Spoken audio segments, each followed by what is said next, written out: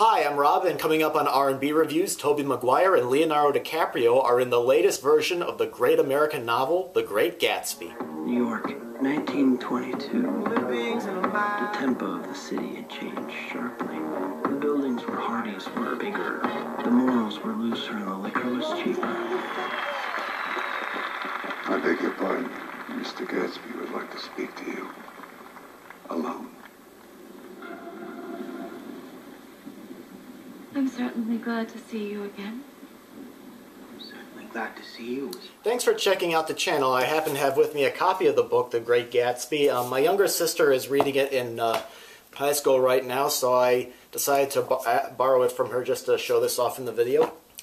The Great Gatsby is a movie that I've been looking forward and at the same time skeptical about all summer. As I just mentioned, it's based on F. Scott Fitzgerald's classic American novel. It's been adapted to movies and TV at least 4 times, and Baz Luhrmann is the director of this version. In the past, he's directed some rather showy films like Moulin Rouge and his version of Romeo and Juliet.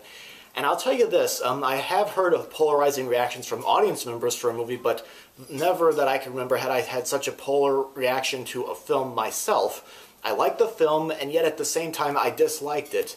While the film is visually wonderful to look at, I felt the director only scratched the surface with how complex the characters really are. Starting with the opening credits, which recreates the old film openings from the 20s and 30s, you can tell that this is definitely going to be an energetic film. The first half of the movie I found to be a bit showy and fast-paced, and it was really hard for me to latch onto someone in the movie. The visual effects were great, and there was well set up tracking shots, and it did show how glamorous and reckless some of the city youth were in the 1920s, but the fast cuts kind of took me out of the movie a bit, and it gave me a little bit of a headache. But by the time we got to the middle, Luhrmann slows the cuts, the shots are longer, and we finally get to focus on the characters and see interesting bits of business that the actors put into their roles. But I felt that by this time it was a little bit too late for that, because I felt like I didn't know these characters enough to really be involved. The film did make me feel like I was in the time period, and the soundtrack was a mix of period music and some of today's music, and frankly, I was afraid that that would annoy me, but it really didn't. I think it added to the sometimes chaotic atmosphere of Gatsby's parties, and I also like that Luhrmann filled the screen with all different kinds of business. For example, at a scene at Gatsby's parties, for example, if you get tired of watching the lead characters, your eyes could just easily drift to the background and see characters dancing, playing with giant champagne bottles, and doing a lot of funny things. For performances, I think, again, I found the performances to be a mixed bag. The first half of the movie, it seemed like all the actors were just reciting the dialogue from Fitzgerald's book, but once we get to the middle and the movie finally focuses more on them and less on the visuals, the actors, to me, felt like they finally got a chance to bring something to their performances, especially Joe Egerton as Joel Buchanan and, Tom Buchanan, and Leonardo DiCaprio.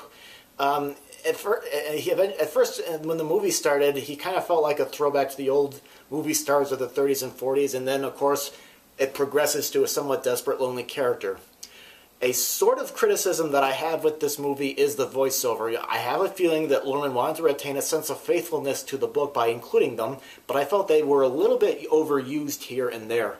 As I was watching the movie, I could not help but remember a scene in the movie adaptation where Nicolas Cage's character goes to a screenwriting seminar that features a professional writer, and the writer says, "Don't use voiceover, it's sloppy."